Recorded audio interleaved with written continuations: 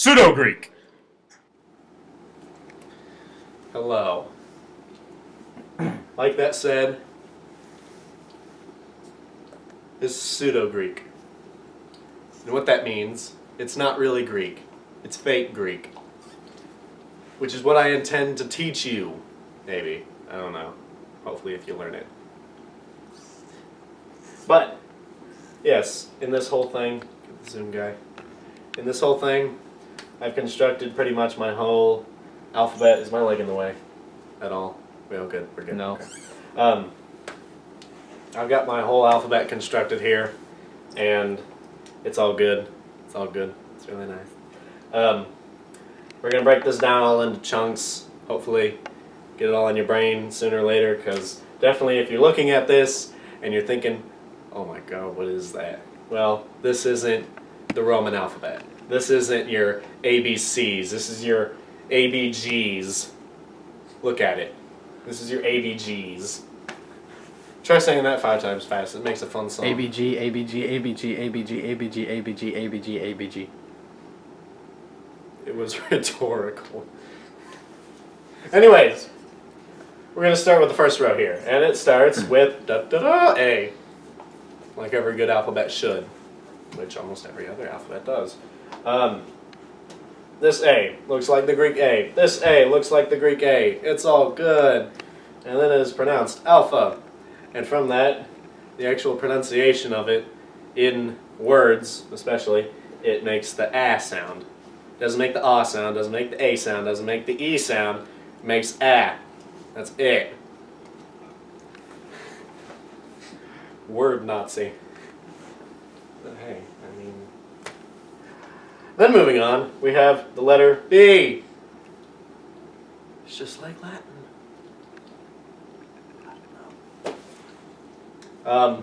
Looks exactly like B. Looks exactly like our B. But then, oh no, it gets a tail underneath the line. Bada bing, bada bing.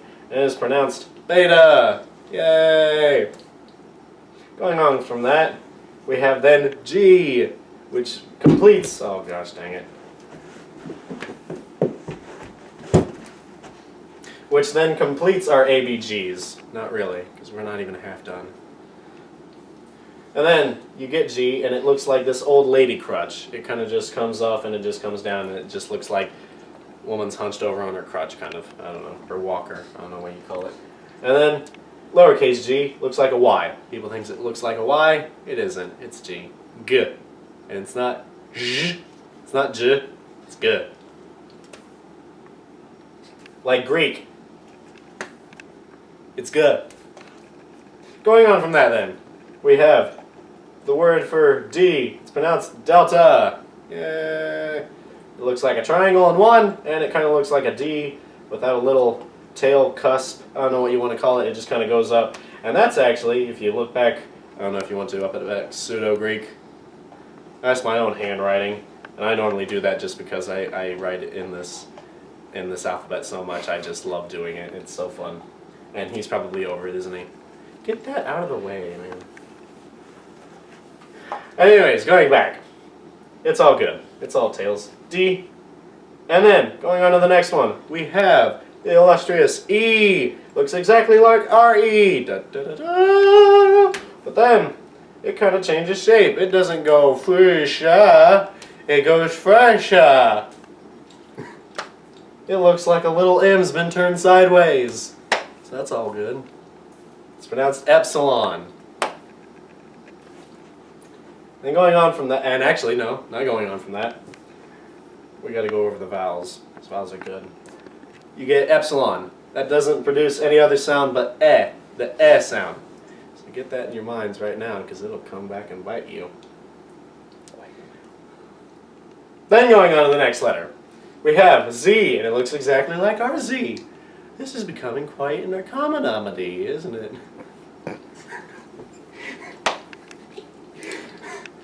But if we look then at the lowercase z, this actually isn't, like I said, this is all derivative from the actual Greek alphabet. This z, however, how I do it with my alphabet, this isn't exactly like the Greek z, because the Greek lowercase z starts completely at the tip of the line, tip of the bar line, like if you're writing whatever. It starts at the top, and it does pretty much about like this.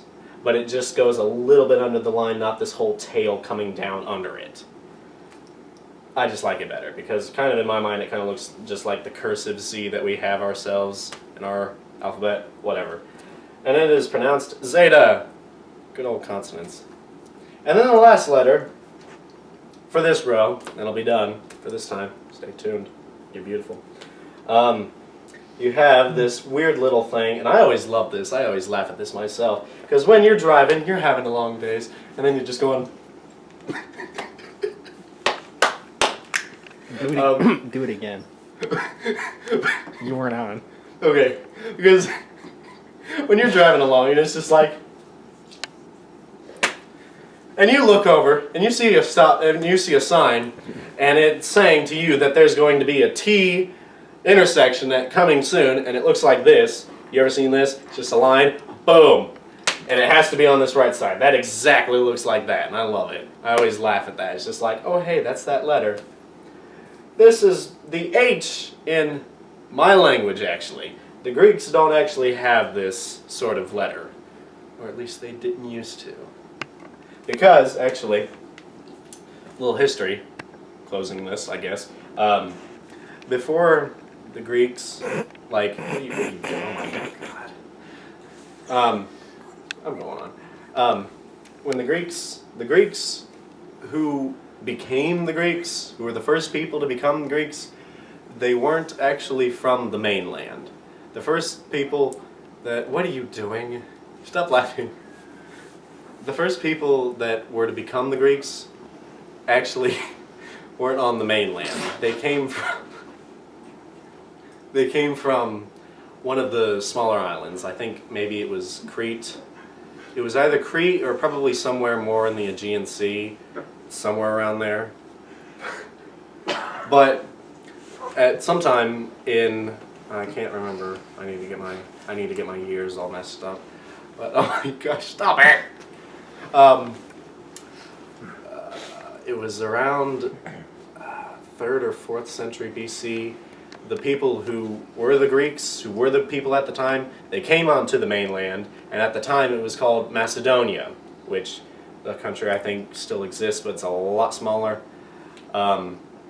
That's what the mainland was, and so the Greeks came onto the mainland, they invaded, war ensues, and then Greece finally becomes a country. And before that, when they were kind of living amongst themselves, they had letters that didn't eventually make it into the solidified Greek alphabet. And this actually is one. It was, I looked it up, website, internet, it's good. Don't look up apes sniffing their butt and then falling off a tree, because that's not funny.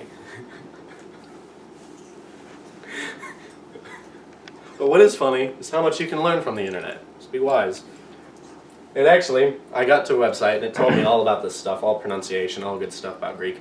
And it had this whole section on obsolete and pretty much unused letters from the Greeks. And this was one of them. What the Greeks have instead of this, it looks like an H. Pretty much. Like, just add a line to that and make it an H. Make it look like an H that we have. But stop looking at him. I'm not. Oh, okay. I thought you were. But anyways, they pronounce it, their H, then in the actual Greek language, it's a vowel. It's really weird because they don't pronounce their H's. They just silence it. It's just not even there. But it's an H there. I don't know. But this one actually is pronounced as the H sound. So you get that, and then looks like a 4. Row complete. See you later.